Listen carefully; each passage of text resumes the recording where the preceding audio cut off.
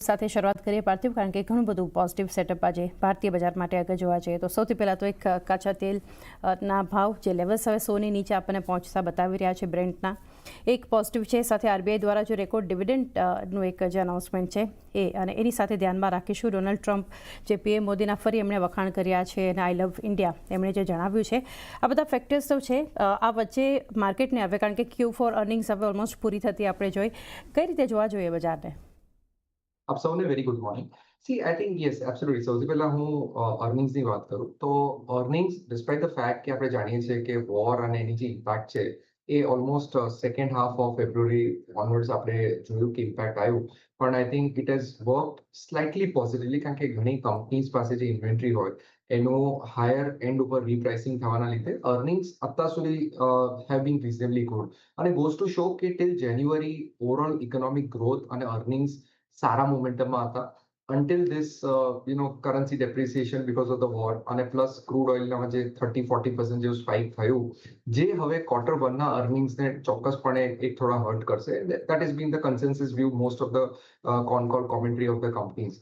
એટલે એવા સંદર્ભમાં એવું દેખાઈ રહ્યું છે કે yes, market is cognizant of the fact, પણ આપણે જાણીએ છીએ કે માર્કેટ કોઈ પણ નેગેટિવ હોય ઓર પોઝિટિવ હોય ઓલમોસ્ટ 6 months પહેલા ડિસ્કાઉન્ટ કરે છે.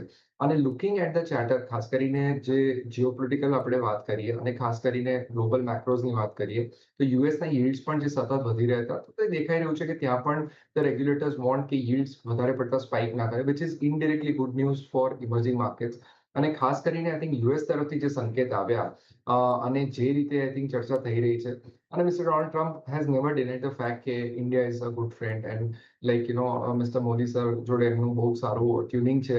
એટલે ઇવેન્ચ્યુઅલી ઇટ સીમ્સ કે યુએસ રિલેટેડ કોઈ આપણાને ટ્રેડ રિલેટેડ ઇશ્યુ આગળ જતા હવે થવો ના જોઈએ. India is also made it very clear કે ઇન્ડિયા પાસે જ્યાં વેરિયસ એનર્જી સોર્સિસ ડિફરન્ટ સોર્સિસથી મળશે on the basis of prices, તો એ લોકો એને ફોર્મ રહેશે. પણ ઓવરઓલ આર સેન્સીસ કે આઈ થિંક ગ્લોબલ સેટઅપ અને જે ડોમેસ્ટિક ના પહેલુઓ છે એ ઘણા વર્સ્ટ કેસ માર્કેટમાં ફેક્ટરિંગ થયા છે. We might be in a range bound zone depending upon globally a peace deal ક્યારે થાય છે between Iran and US. One was expecting અને like Mr. Rubio પણ જણાવ્યું કે very soon you'll get good news, પણ again as we know કે આ બધા volatile news events હોય છે. Nothing has come out as yet concrete, અને કદાચ હજી વાર પણ લાગે, પણ at least what we have understood is કે war is kind of standstill. એટલે ships have started to pass from Hormuz, અને અમને એવું લાગી રહ્યું છે 3 થી 6 મહિનામાં ગ્લોબલ એનર્જી સપ્લાય પણ સબડ્યુડ થશે, which will be very very big beneficiary to a country like India. અને ઇન્ડિયા માટે આઈ થિંક એનર્જી કોસ્ટ નીચે આવે, it is the need of the hour, અને any sort of peace with oil coming down 20-25%, તો ચોક્કસપણે આપણે જોઈશું કે એક મેસિવ રેલી ઇન્ડિયન માર્કેટ્સમાં આપણે વિટનેસ કરીશું. So we are not very negative year, અને કોઈ પણ મેજર કરેક્શનને I think we are suggesting કે ઇન્ડિયન માર્કેટ્સમાં ઇન્વેસ્ટ કરવું છે. એક ક્લિયર વ્યૂ અહીંથી ભારતીય બજાર પર ઘણો પોઝિટિવ, અને અહીંયા એક રોકાણ લેવલ્સ પર કરવાની સલાહ બનતી જોઈ રહ્યા છે કંપનીઝ.